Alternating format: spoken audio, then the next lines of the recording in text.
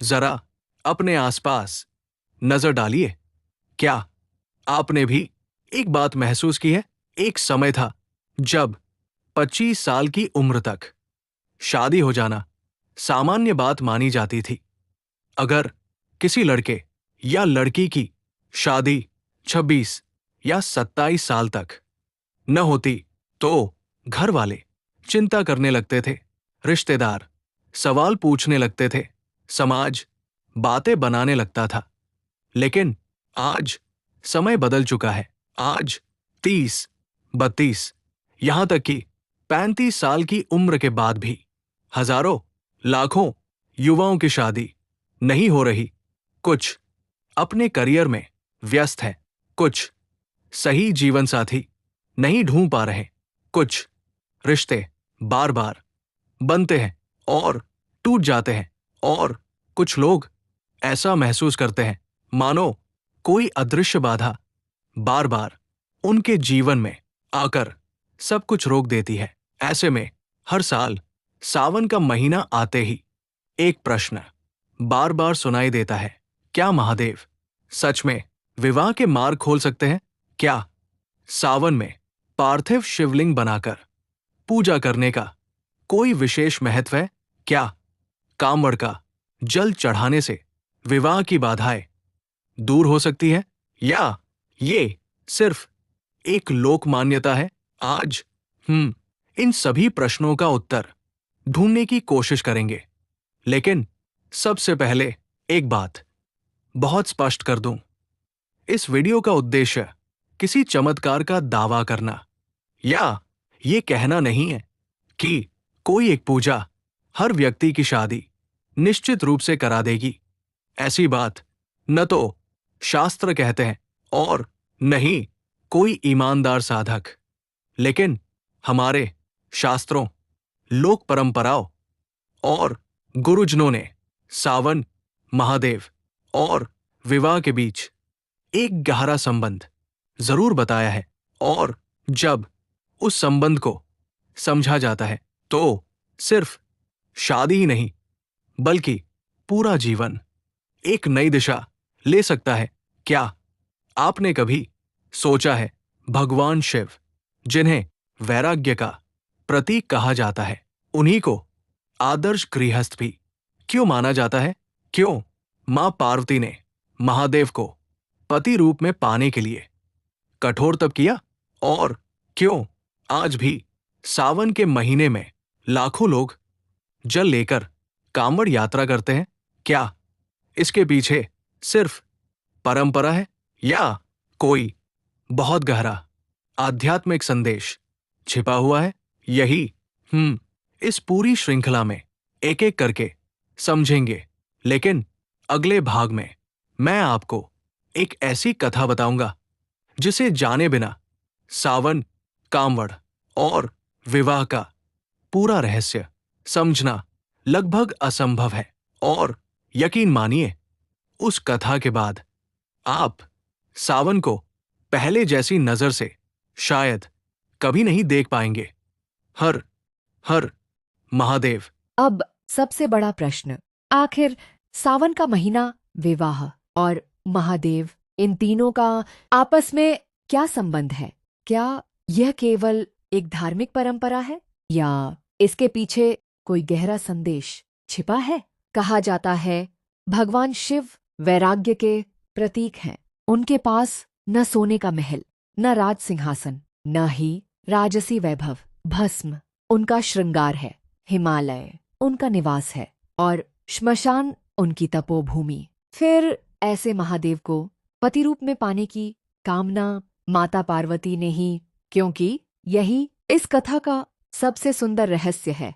पुराणों में वर्णन मिलता है कि माता पार्वती ने भगवान शिव को पति रूप में पाने के लिए कठोर तपस्या की, वर्षों तक अटूट धैर्य रखा, कठिन परिस्थितियों में भी अपने संकल्प को टूटने नहीं दिया।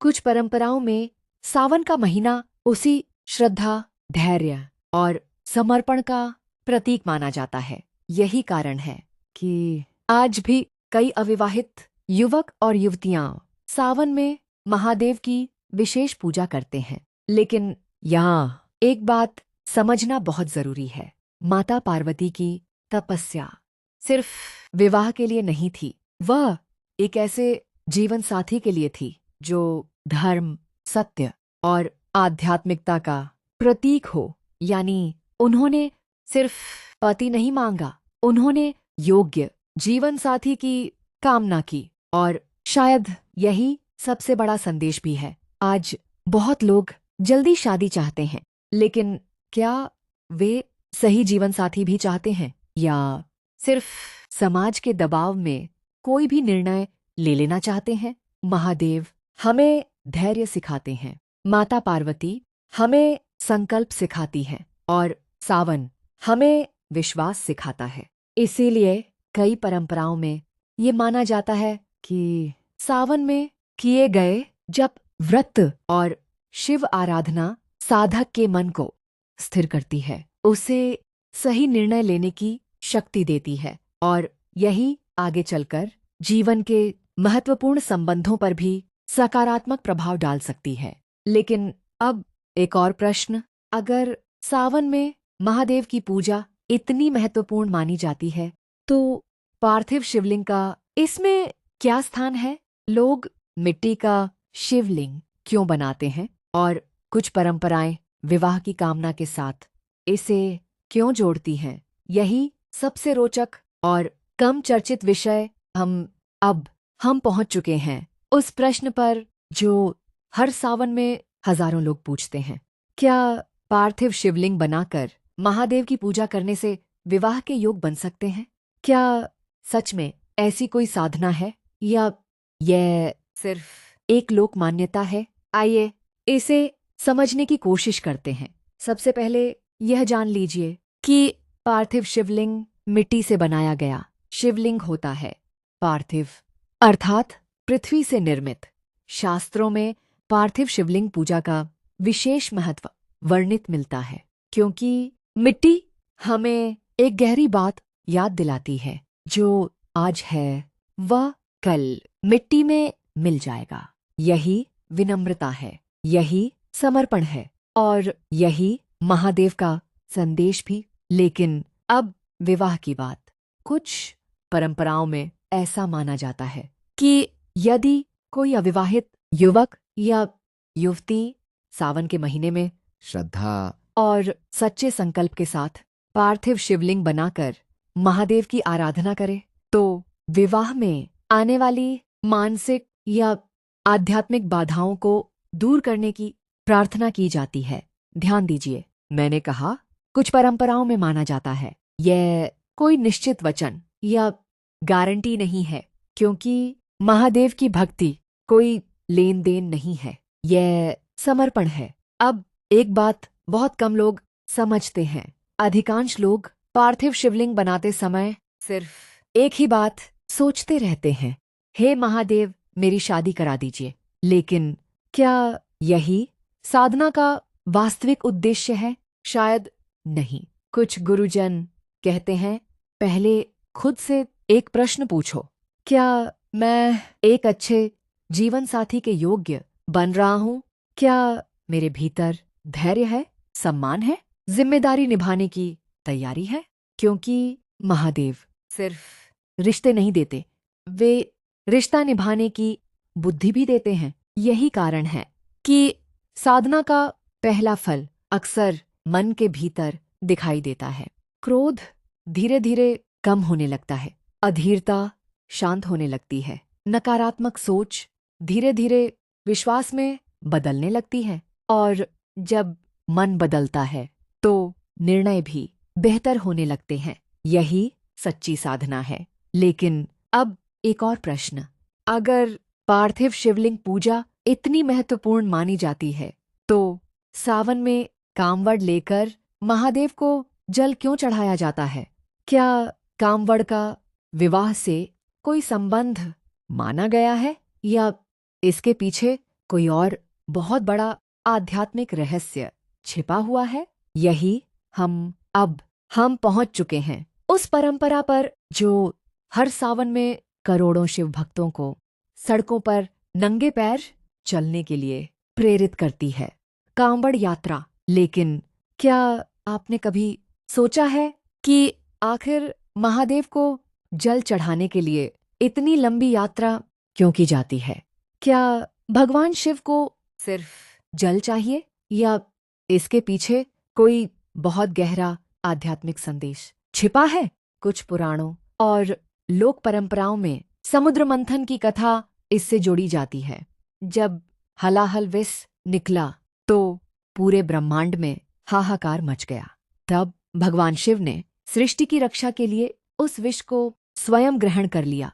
कहा जाता है कि विष की तीव्रता को शांत करने के लिए देवताओं ने महादेव का जलाभिषेक किया। इसी भाव को कुछ परंपराएं आज भी सावन में जल अर्पित करने की प्रेरणा मानती हैं। लेकिन यहाँ एक बात समझना बहुत जरूरी है। कांवड़ सिर्फ जल ले जाने का नाम नहीं है, यह अनुशासन है, यह संयम है, यह धैर्य की परीक्षा है। सोचिए, सैकड़ों किलोमीटर चलना, कई दिनों तक नियमों का पालन करना, क्रोध पर नियंत्रण रखना, मन को भक्ति में स्थिर रखना, यही तो साधना है। अब विवाह की बात। बहुत से लोग अब पूछते हैं, क्या सावन में कांवड़ चढ़ाने से शादी जल्दी हो जाती है? इसका सीधा उत्तर देना उचित नहीं होगा, क्योंकि शास्त्र ऐसा कोई निश्चित वचन नहीं देते। लेकिन कुछ लोक मान्यताओं में यह विश्वास जरूर मिलता है कि यदि कोई व्यक्ति सच्ची श्रद्धा, शुद्ध आचरण और महादेव के प्रति पूर्ण समर्पण के साथ सावन में जल अर्पित करता है, तो वह अपने जीवन की बाधाओं को महादेव के चरणों में समर्पित करने का भाव रखता है। और जब मन का बोझ हल्का होने लगता है, तो निर्णय भी स्पष्ट होने लगते हैं, रिश्ते बेहतर बनने लगते हैं और जीवन धीरे धीरे एक नई दिशा पकड़ने लगता है। यही कारण है कि कुछ लोग विवाह की कामना से महादेव का जलाभिषेक करते हैं। लेकिन याद रखिए, जल चढ़ाना कोई सौदा नहीं है, यह प्रार्थना है, यह समर्पण है। यह महादेव से विनम्र होकर कहना है, हे प्रभु, यदि मेरे जीवन में कोई योग्य जीवनसाथी लिखा है, तो मुझे सही समय, सही निर्णय और सही मार्ग प्रदान कीजिए। शायद यही सच्ची प्रार्थना है। लेकिन सावन में एक ऐसी गलती भी होती है जो हर साल हजारों लोग अनजाने में दोहराते हैं, और उसी एक गलती की वजह से उनकी पूरी साधना का भाव कमजोर पड़ जाता है। तो आखिर वह गलती क्या है, यही अब हम समझेंगे। अब जरा एक बात पर ध्यान दीजिए। सावन शुरू होते ही मंदिर भर जाते हैं, कांवड़ यात्रा शुरू हो जाती है, हर तरफ हर हर महादेव की गूंज सुनाई देती है। लेकिन जैसे ही सावन समाप्त होता है, वही लोग धीरे धीरे अपनी पुरानी आदतों में लौट जाते हैं। तो क्या केवल एक महीने की पूजा जीवन बदल सकती है? शायद नहीं, क्योंकि महादेव केवल हमारे हाथों से चढ़ाया गया जल नहीं देखते, वे हमारे जीवन का आचरण भी देखते हैं। अगर मंदिर में हम महादेव के सामने विनम्र हैं, लेकिन घर पहुंचते ही क्रोध, अहंकार और कटु वचन वापस आ जाते हैं, तो क्या साधना पूरी हुई? शायद। यहीं हम सबसे बड़ी भूल कर बैठते हैं। और अगर बात विवाह की हो, तो एक और गलती बहुत सामान्य है। लोग महादेव से एक अच्छा जीवन साथी तो मांगते हैं, लेकिन खुद से यह नहीं पूछते, क्या मैं भी किसी के लिए एक अच्छा जीवन साथी बनने की तैयारी कर रहा हूं? क्या मेरे भीतर धैर्य है? क्या मैं सम्मान देना जानता हूं? क्या मैं रिश्ते निभाने के लिए तैयार हूं? याद रखिए, केवल अच्छा जीवन साथी मिल जाना काफी नहीं होता, रिश्ता निभाना उससे भी ज्यादा महत्वपूर्ण होता है। कुछ गुरुजन एक बहुत सुंदर बात कहते हैं, महादेव मनोकामना पूरी करने से पहले मन को योग्य बनाते हैं। शायद यही सावन का सबसे बड़ा संदेश भी है। सावन केवल मांगने का महीना नहीं है, यह खुद को बदलने का महीना है। अगर आप जल चढ़ा रहे हैं, तो अपने क्रोध को भी महादेव को समर्पित कीजिए। अगर पार्थिव शिवलिंग बना रहे हैं, तो अपने अहंकार को भी उसी मिट्टी में विलीन होने दीजिए। अगर मंत्र जप रहे हैं, तो अपने मन को भी धीरे धीरे शांत होने दीजिए, क्योंकि जब मन बदलता है, तभी जीवन बदलना शुरू होता है। और शायद यही महादेव की सच्ची साधना भी है। लेकिन अभी एक अंतिम प्रश्न बाकी है। अगर महादेव हमारी पूजा से ज्यादा हमारे हृदय को देखते हैं, तो ऐसी कौन सी एक बात है जो हर प्रार्थना को पूर्ण बना देती है? यही इस पूरी यात्रा का सबसे सुंदर और सबसे गहरा रहस्य है। अगर आपने इस पूरी यात्रा को शुरू से यहां तक धैर्य के साथ सुना है, तो अब हम उस अंतिम बात पर पहुंच चुके हैं, जो शायद इस पूरे विषय का सबसे बड़ा संदेश है। जरा अपने आप से एक प्रश्न पूछिए, अगर केवल सावन में जल चढ़ा देने से हर किसी की शादी तुरंत हो जाती, तो क्या दुनिया में किसी को कभी प्रतीक्षा करनी पड़ती? शायद नहीं। यही कारण है कि सनातन धर्म हमें सिर्फ पूजा करना नहीं सिखाता, वह हमें धैर्य रखना भी सिखाता है, विश्वास रखना भी सिखाता है और सबसे बढ़कर स्वयं को बदलना सिखाता है। महादेव हमारी हर प्रार्थना सुनते हैं, लेकिन हर प्रार्थना का उत्तर हमारी इच्छा के अनुसार नहीं देते। वे वही देते हैं जो सही समय पर हमारे लिए वास्तव में कल्याणकारी हो। हो सकता है आज जिस रिश्ते के लिए आप परेशान हैं, महादेव उसी रिश्ते से आपकी रक्षा कर रहे हों। हो सकता है जिस देरी को आप अपना दुर्भाग्य समझ रहे हैं, वही आगे चलकर आपके जीवन का सबसे बड़ा आशीर्वाद बन जाए। यही विश्वास साधना की नींव है। अगर आप सावन में पार्थिव शिवलिंग की पूजा करें तो केवल यह मत कहिए, हे महादेव मेरी शादी करा दीजिए, बल्कि ऐसे प्रार्थना कीजिए, हे भोलेनाथ, यदि विवाह मेरे जीवन के लिए उचित समय पर उचित व्यक्ति के साथ और मेरे कल्याण में हो तो मुझे धैर्य दीजिए, सही निर्णय लेने की बुद्धि दीजिए और ऐसा चरित्र दीजिए कि मैं स्वयं एक अच्छा जीवन साथी बन सकूं। शायद यही प्रार्थना महादेव को सबसे अधिक प्रिय है।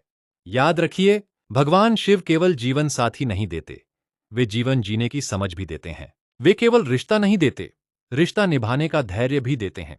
वे केवल मनोकामना पूरी नहीं करते, मन को परिपक्व भी बनाते हैं। और जब मन परिपक्व हो जाता है, तब सही निर्णय अपने आप जीवन में आने लगते हैं। इसीलिए सावन का महीना केवल मनोकामनाएं मांगने का समय नहीं है, यह अपने भीतर श्रद्धा, संयम, धैर्य और विश्वास जगाने का समय है। अगर ये चारों गुण आपके भीतर आ जाए तो चाहे विवाह हो, करियर हो या जीवन का कोई भी लक्ष्य, आप उसे पहले से कहीं अधिक संतुलित और परिपक्व मन से प्राप्त कर पाएंगे। अंत में बस एक बात, महादेव के द्वार से कोई खाली हाथ नहीं लौटता, लेकिन वे हमेशा वही देते हैं जिसकी हमें वास्तव में आवश्यकता होती है, न कि केवल वही जो हम उस क्षण चाहते हैं। अगर आज के इस वीडियो से आपको कुछ नया सीखने को मिला हो तो इसे उन लोगों तक जरूर पहुंचाइए जो सावन में सच्चे मन से महादेव की आराधना करते हैं। और कमेंट में केवल इतना लिखिए, हर हर महादेव। मैं प्रार्थना करता हूं कि महादेव आपके जीवन में सही समय, सही निर्णय, सही व्यक्ति और सदैव सही मार्ग प्रदान करें। हर हर महादेव।